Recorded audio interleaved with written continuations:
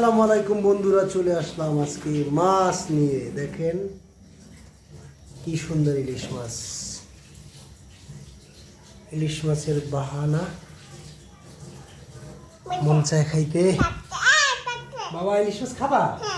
আমার বাবা ইলিশ মাছ খাবে বন্ধুরা। এই যে আমার বাবা, সে ইলিশ মাছ খাবে।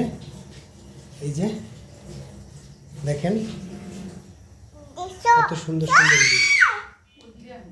আপনারা কে কে খাবেন ইলিশ মাছ? চলে আসেন আমার বাসায়, সবার দাওয়াত রইল। সবাইকে নিমন্ত্রণ জানাচ্ছি ইলিশের দাওয়াত সবার।